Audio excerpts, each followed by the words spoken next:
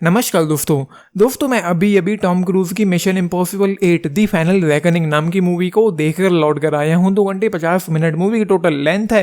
And let me tell दोस्तों, अगर मैं ऐसे कहूँ कि 2.25 घंटे की ये जो मूवी मैं अभी देख करके लौट करके आया हूँ, ये कुछ नहीं बस क्लाइमैक्स है मिशन इम्पॉसिबल 7 दी डेड रेकनिंग पार्ट 1 का। तो गलत नहीं होगा, मतलब आप लोगों को पता भी होगा कि यहाँ पर जाकर के ये जो मूवी है ये कंक्लूड हो गई है। मैंने कहा मूवी कंक्लूड हुई है, सीरीज कंक्लूड नहीं हुई है। हो सकता है कि फ्यूचर में हमको मिशन इम्पॉसिबल के आगे ही और पार्ट्स भी देखने को मिलेंगे, ऐसी पूरी उम्मीदें हैं। एंड ये मूवी भाई मैं कहूँगा कि पूरी तरीके से एंगेजिंग थी, इंटरेस्टिंग थी, इवली।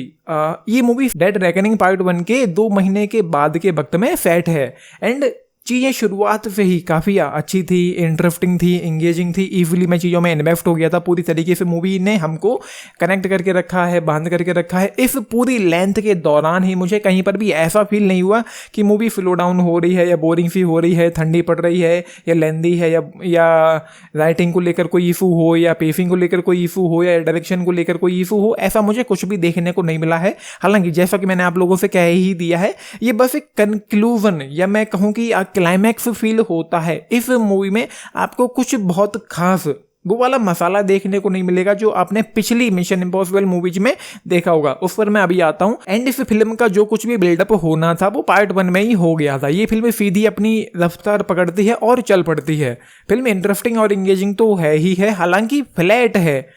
वो इसलिए है क्योंकि एडवेंचर के नाम पर इसमें ऐसा कुछ भी बहुत खास नहीं हुआ है जो हमने पिछली मिशन इम्पॉसिबल मूवीज में देखा है। एंड में जो प्लेन वाला जो चेज सीक्वेंस था, जो कुछ भी था एडवेंचर के नाम पर बस वही था। अगर एडवेंचर की बात की जाए तो वो वहाँ पर कुछ ऐसे मोमेंट्स थे उस दौरान इस मूवी के एंड में कि आपकी जो सांसें हैं वो थम जाएंगी, धड़कनें तेज हो जाएंगी। हालांकि ये सब जो कुछ भी था वो पिछली सभी मूवीज से कहीं ज़्यादा था। मतलब हर मिशन इम्पॉसिबल मूवी के साथ वो कुछ नया ऐसा करते हैं जो पिछली मूवीज से कहीं ज़्यादा होता है। अनफॉर्चुनेटली कहानी के मामले में ये मैं ऐसे कहूँ कि एक फिल्म अगर होती 3 घंटे की भी होती तो बहुत बढ़िया रहता। उन्होंने 2.25 घंटे की ये मूवी बनाई है, 2.25 घंटे की वो मूवी बनाई थी, इतनी लंबी फिल्म बना दी है एक ही कहानी के ऊपर। तो वो मुझे कुछ थोड़ा सा ज़्यादा लगा, हालांकि फील होता नहीं है। मैंने आज ही ये दोनों मूवीज देख डाली हैं, पार्ट 1 और ये फाइनल रेकनिंग पार्ट 2। और यहाँ पर एक कैरेक्टर है जो वापस आया है, जिसको हमने पहली बार मिशन इम्पॉसिबल पार्ट 1 में देखा था। जब आप मूवी देखेंगे तो आप समझ जाएंगे। एंड ये वाला इस मूवी का जो सीन है ना, यहाँ पर गूफ बम्स आते हैं। एंड हो सकता है कि आप लोग बहुत ज़्यादा इमोशनल हो जाओ, मैं भी हो गया था, क्योंकि इस मूवी में एक कैरेक्टर की मौत हुई है। पिछले पार्ट में हमने इल्फा फॉस्ट को खोया था, यहाँ पर एक और कैरेक्टर है जो खो गया है, या मैं कहूँ कि उसकी मौत हो गई है। एंड उसके बाद इस मूवी में मुझे काफ़ी ज़्यादा मज़ा उस वाले मोमेंट में आया जब ईथन हंट सेबेस्टोपोल के अंदर था। वो वाले जो सीन्स थे वो बहुत ज़्यादा इंटेंस और थ्रिलिंग हो गए थे, क्योंकि वो जो सबमरीन है वो लुढ़क रही है पानी के अंदर। एंड कुछ भी कभी भी हो सकता है, मैं ज़्यादा डिटेल में जाऊँगा नहीं, क्योंकि वहाँ पर बहुत सारे टॉर्पीडो हैं। एंड अगर कभी भी कुछ भी हो गया तो कांड होना ही होना था। तो वो कुछ था। एंड मूवी का जो एंड था इसी तरीके से, जब वो पैराशूट लेकर के कूदता है उस जलते हुए प्लेन से, तो वो ऑसम था। वहाँ पर जो कुछ मोमेंट थे, मतलब बहुत कम वक्त में आपको सब कुछ चीज़ें जो हैं वो कर देनी है, तो वो कुछ ऑसम था। उस पर मैं, जैसा कि मैंने कहा, मैं डिटेल में नहीं जा सकता हूँ, लेकिन जब आप देखेंगे तो आपको मज़ा आएगा। वो वाले सीक्वेंस कमाल थे। एंड ये आदमी टॉम क्रूज जो कारनामे कर रहा है, इसको देख करके आप कहोगे कि ये आदमी 62 साल का है। इंडिया में इस उम्र में आकर के लोग रिटायर हो जाते हैं और इंतज़ार करते हैं मौत का। वो खुद को बुढ़ा कहने लग जाते हैं। अगर उनको इसके कारनामे दिखा दिए जाएं तो शायद वो फिर से जीने की तमन्ना करने लगें। मतलब 62 साल की उम्र में ये आदमी जो कुछ भी कर रहा है अनबिलीवेबल है।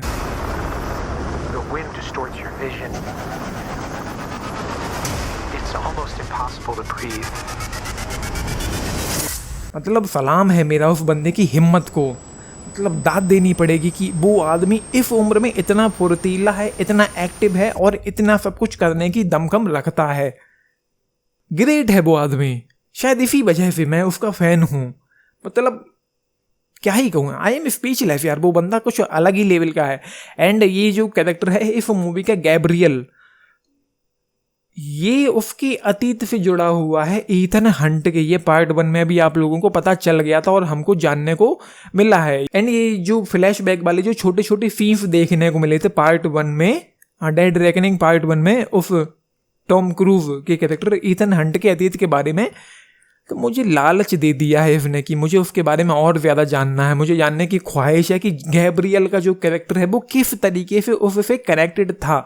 एंड हमको ये भी बताया गया था पार्ट 1 में कि वो मर गया था लेकिन वो जिंदा है, और वो सब चीज़ें कैसे हैं क्यों है वो उतना डिटेल में जानने को मिला नहीं है। एंड ये मूवी कहीं ना कहीं पार्ट 2 से कनेक्टेड है, अगर मैं गलत नहीं हूँ तो। सॉरी, पार्ट 3 था वो, जिसमें जूलियस की बेबी किडनैप हुई थी। एंड किडनैप होने के बाद शंघाई से उसको कुछ चुराने के लिए भेजा गया था, इस मूवी में बताया गया है। एंड तो ओवरऑल ये है मूवी। मतलब राइटिंग, पेसिंग और डायरेक्शन को लेकर मेरे पास कहने के लिए कोई इशू नहीं है। मुझे पूरी तरीके से कनेक्टेड मैं था इस मूवी को देखने के दौरान, हालांकि बहुत ज़्यादा एक्साइटमेंट नहीं हो पा रही थी। एंड मूवी पूरी तरीके से सब कुछ यहाँ पर सीरियस टाइप का ही था, क्योंकि क्लाइमैक्स है ये मूवी का, कहा जाए टेक्निकली ऐसा कहा जाए तो गलत नहीं होगा। तो ये है, मतलब मैंने तो लगभग पूरी तरीके से एंजॉय किया है। हालांकि कुछ चीज़ें हैं, ट्रीटमेंट कह लो या मसाला कह लो, जो हमने पिछली मूवीज में देखा हुआ है वो यहाँ पर नहीं था। मतलब इस फ्रेंचाइज में जो बेस्ट मूवी मुझे लगी है वो मिशन इम्पॉसिबल फॉलआउट ही थी, लेकिन ये भी अपनी जगह अच्छी है। But overall one time watch ये मूवी है। I will with the still 4 stars, क्योंकि मैंने पूरी तरीके से एंजॉय किया है। मुझे कहीं पर भी ठंडी, बोरिंग जैसे इशूज देखने को नहीं मिले हैं, ना ही मुझे मूवी लेंदी लगी है। मैं पूरी तरीके से कनेक्टेड था। एक सीन में थोड़ा सा डिस्कनेक्ट हुआ था, ठंडी पड़ गई थी, थोड़ा सा डिस्कनेक्ट हुआ था, तो वो है 4 स्टार्स आउट ऑफ 5 इस मूवी के लिए। आप लोगों ने देखी है, देख रहे हैं, अपने टेक्स्ट जरूर लेके बताना है। एंड टॉम क्रूज की मूवी है तो मुझे लगता है मूवी हॉल में ही देखनी चाहिए, आपको एक अलग ही मजा आएगा। एंड स्पेशली मूवी का जो एंड था वो तो ग्रेट ही था। मतलब वहाँ पर चेज सीक्वेंस में सांसें थम जाएंगी आप लोगों की। एंड टॉम क्रूज की जो परफॉर्मेंस है वो ऑसम है, ग्रेट है। मतलब वो बंदे को देखते ही आप उसका जो करिश्मा है, आप उसकी आंखों की तरफ देखते ही रहोगे, आप उसके चेहरे की तरफ देखते ही रहोगे, आपकी नज़रें उसके चेहरे से हटेंगी ही नहीं। मतलब कुछ है उसके, उस बंदे में कुछ जादू सा है जो आप लोगों को मतलब अपनी ओर आकर्षित करता रहता है। ये है 10 में से अगर आप लोग पूछें, मैं जाऊंगा 7.5 स्टार्स के साथ। देखिए आपने अपने टेक्स्ट जरूर लेके बताना, बाकी लाइक शेयर सब्सक्राइब भी करना चैनल को, वीडियो को and this is Nitesh, thank you.